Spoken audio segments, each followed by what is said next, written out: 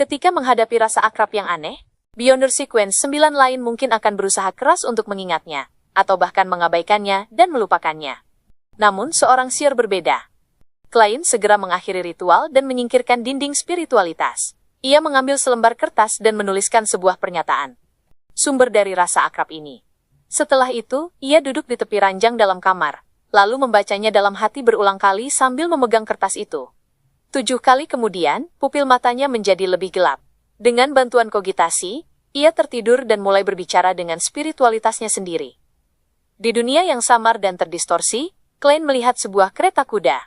Ia melihat seorang gadis muda mengenakan gaun abu-abu panjang. Gadis ini memiliki rambut hitam yang halus, wajah agak bulat, raut wajahnya lembut dan menyenangkan, tetapi tubuhnya bergetar secara tidak wajar. Bayangan itu bergetar, lalu sekali lagi Klein melihat gadis muda yang cantik ini di pasar bawah tanah. Ia sedang jongkok dan berbicara dengan seseorang. Mimpi itu surut dengan cepat dan Klein pun terbangun. Memahami mengapa bayangan yang ia lihat di cermin terasa begitu akrab. Ia pernah bertemu orang ini sebelumnya. Pertama kalinya adalah di Daffodil Street, di distrik dekat Iron Cross Street. Malam itu Kapten dan yang lain sedang mengejar si instigator Tris. Pasti ada kaitannya. Klein berpikir beberapa saat, lalu menyiapkan ritual lagi. Ia memohon bantuan Dewi untuk menggambar sketsa wajah musuh yang ada dalam ingatannya. Dan yang lain menunggu dengan tenang tanpa mengganggu Klein. Baru setelah ia selesai menggambar, mereka berkerumun untuk memeriksa potret itu. Kau pernah bertemu dengannya sebelumnya? Tanya Dan. Klein mengangguk sedikit dan menjawab singkat. Ya, aku melihatnya di halte kereta umum di Daffodil Street ketika kalian mengejar Tris. Itu di distrik dekat Iron Cross Street.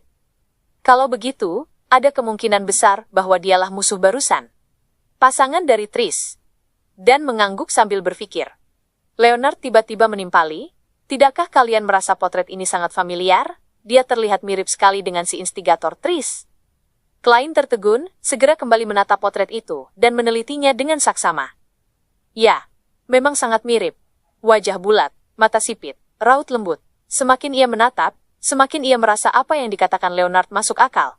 Perbedaan terbesar hanyalah si instigator Tris berwajah biasa, sementara gadis ini bisa dibilang cantik. Klein menoleh pada Leonard, dan mendapati bahwa ia sedang mengisyaratkan sesuatu dengan mengangkat alisnya. Apa maksudnya? Klein bingung. Dan menduga, bisa jadi dia adalah saudarinya. Mungkin sama seperti kakaknya, ia juga bergabung dengan Theosophy Order, atau Sekte Demones. Leonard menghela napas setelah menyadari betapa buruknya Klein membaca isyarat. Ia lalu berkata dengan nada serius, "Aku punya dugaan berani." "Ide apa?" tanya Dan. Leonard menjelaskan singkat, "Menurutku orang ini sebenarnya adalah si instigator Tris." "Apa?" seru Frey kaget. Dan mengernyit dan berkata, "Maksudmu Tris sebenarnya perempuan? Atau seorang pria yang berpura-pura menjadi perempuan?" "Tidak. Dari mimpi tadi aku bisa pastikan dia perempuan." Klein yang sudah sering terpapar berbagai plot aneh dan konyol, kembali menatap potret itu dan segera mendapat dugaan lain. Mungkinkah Tris berubah menjadi seorang perempuan? Itu bisa menjelaskan banyak hal. Misalnya, mengapa jejak yang mengarah ke Tris tiba-tiba terputus? Mengapa mereka tidak bisa menemukan jejak apapun bahkan lewat ramalan? Mungkin karena targetnya telah berubah secara mendasar. Satu-satunya pertanyaan adalah bagaimana ia bisa berubah jadi wanita dalam waktu singkat dan terlihat begitu alami. Bahkan setelah berubah, penampilannya cukup menarik. Jujur saja, dia cukup menawan, pikir Klein sedikit teralihkan. Leonard mengangguk lega. Ya, itulah teoriku. Ini bisa menjelaskan dengan sempurna mengapa Tris seolah lenyap, dan juga cocok dengan fakta aneh bahwa jajaran atas Sekte Demones semuanya adalah wanita. Dan Frey sempat kehilangan kata-kata. Meskipun mereka sudah sering melihat monster dan hal-hal ajaib, ini pertama kalinya mereka berhadapan dengan transformasi semacam ini. Maksudmu, ada cukup banyak wanita di jajaran atas Sekte Demones yang dulunya adalah pria? Tanya Dan.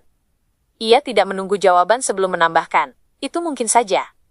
Mungkin itulah, ya, ciri khas unik dari ramuan mereka. Klein sedikit bergidik mendengarnya.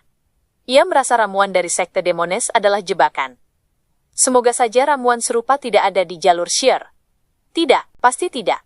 Itu jalurnya Sekte Demones, bahkan nama ramuan mereka saja terdengar salah. Tapi aku masih belum tahu apa sekuen satu yang sesuai dengan Sheer. Klein tanpa sadar mulai berdoa pada Dewi. Apakah ramuan bisa melakukan hal seperti itu?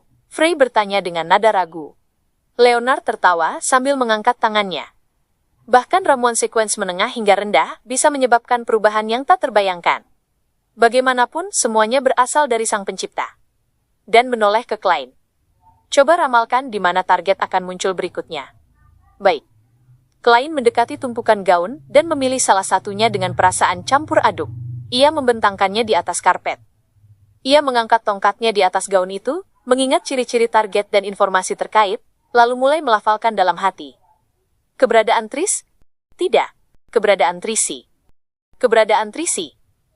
7 kali kemudian, pupil mata Klein berubah dari coklat menjadi hitam. Angin mulai berhembus di sekelilingnya. Tangan kirinya melepaskan tongkat, membiarkan tongkat hitam itu bergoyang. Meski bergoyang, tongkat itu tidak jatuh, tetap berdiri tegak di tempat semula. Ada gangguan, kata Klein dengan suara dalam.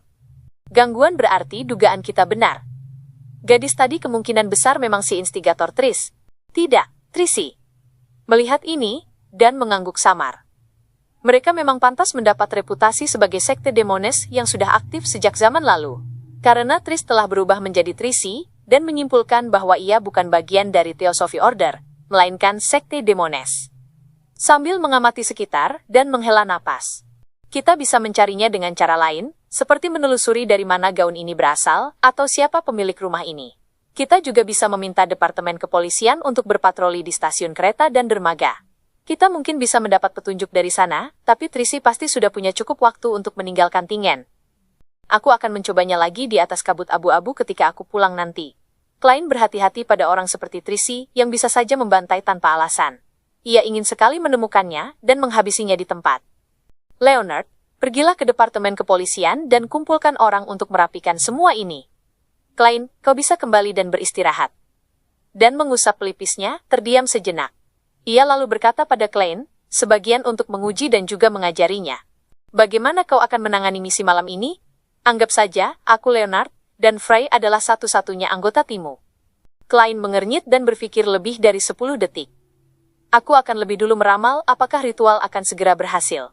Jika jawabannya tidak, maka aku hanya akan mengamati dan tidak mendekat.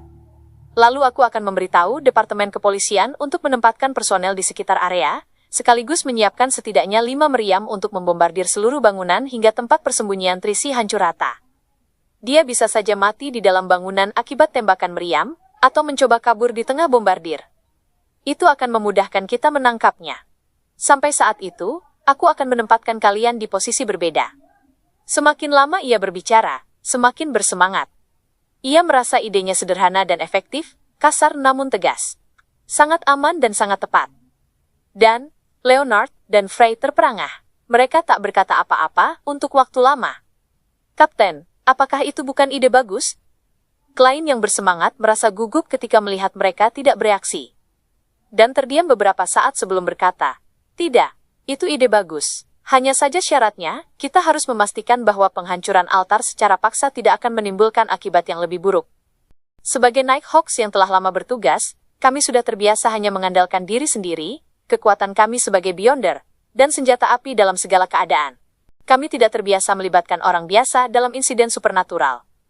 Baiklah, aku memang penggemar berat bombardir artileri sejak dulu. Klein menambahkan dalam hati. Klein dan Leonard berjalan menuju stasiun kereta kuda sekitar 500 meter jauhnya sebelum akhirnya mereka melihatnya. Setelah menunggu sebentar, mereka kembali ke Iron Cross Street.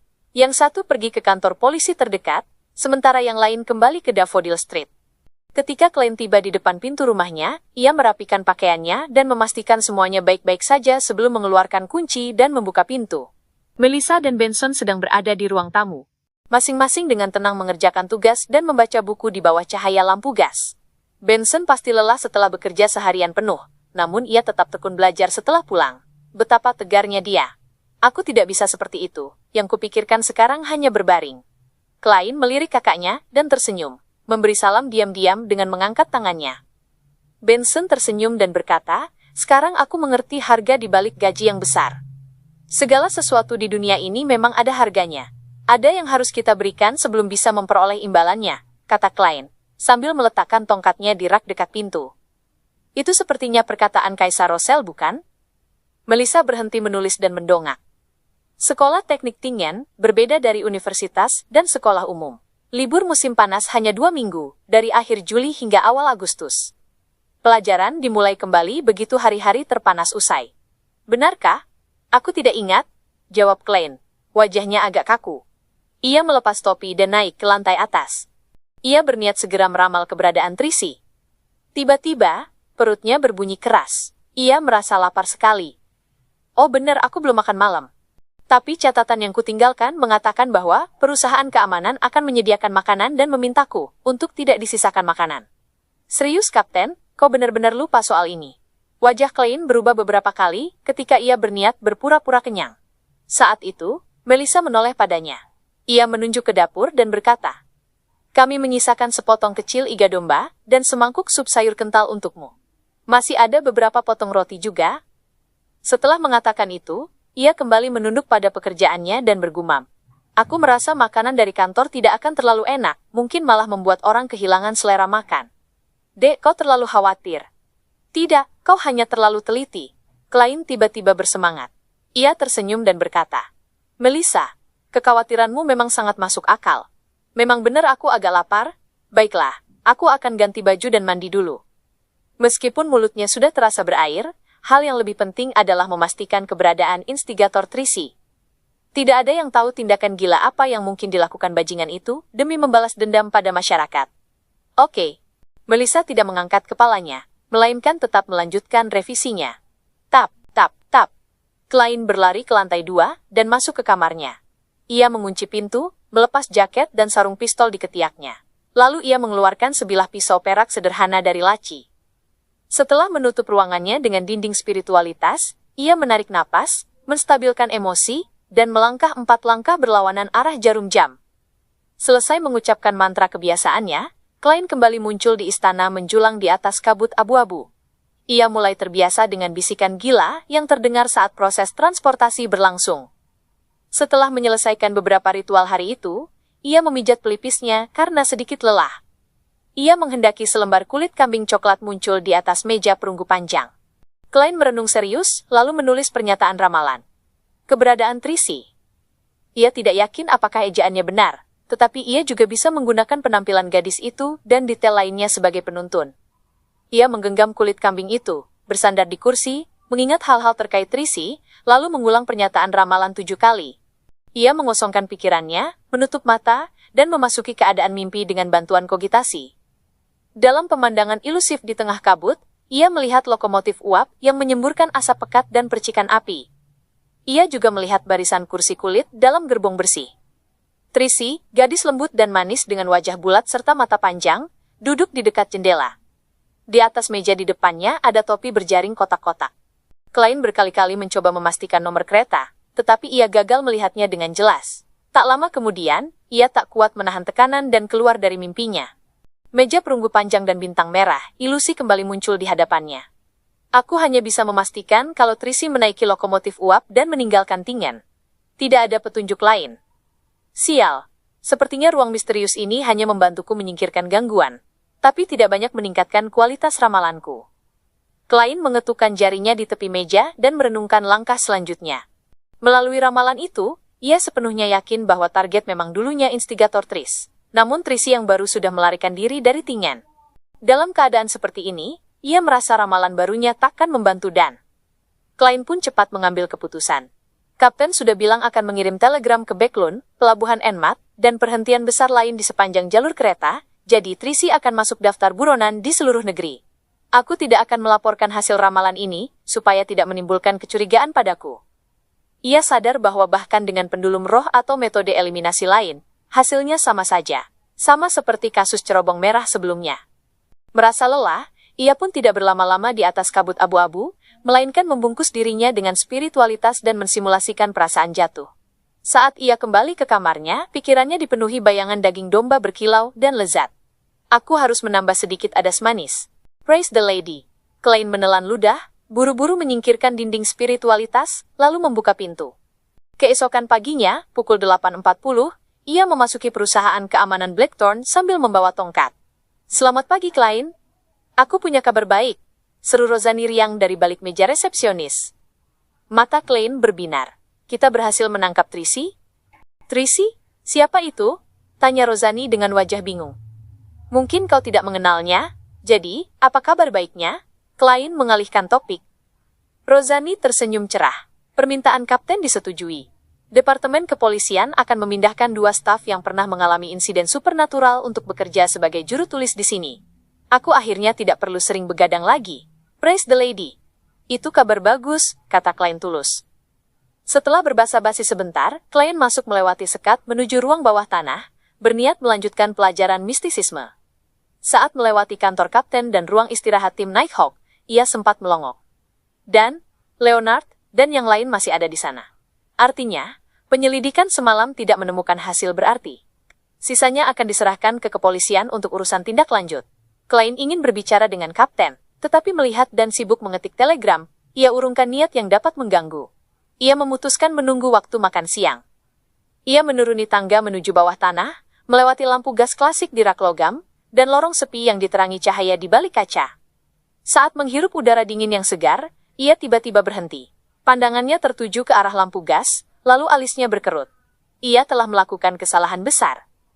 Kesalahan yang hanya bisa dilakukan seseorang dengan pengetahuan dari bumi. Dalam ramalan malam sebelumnya, ia melihat Tracy menaiki lokomotif uap, dan ia langsung menganggap itu terjadi saat itu juga. Tetapi, dunia ini belum memiliki listrik atau penerangan malam modern. Begitu gelap, hampir tidak ada lokomotif uap yang beroperasi membawa penumpang. Klein, yang terbiasa dengan kereta malam di bumi, secara naluriah mengabaikan fakta itu. Dengan kata lain, itu bukan peristiwa semalam, melainkan pemandangan dari masa depan. Itu berarti akan terjadi hari ini atau besok. Klein panik bergegas naik, lalu mencari Leonard. Mereka berbincang singkat, dan Klein mengaku telah meramal bahwa Tracy akan pergi dengan lokomotif uap. Leonard langsung sadar waktu sudah mepet, kereta paling pagi berangkat pukul 7. Tanpa membuang waktu, ia memberitahu kapten. Dan segera mengirim telegram, dan tim Nighthawk pun bergerak. Klein lega sekaligus getir. Ia merasa mendapat pelajaran baru, mirip dengan yang ia alami saat kematian badut berjas. Ramalannya memberi tanda, tapi interpretasinya salah.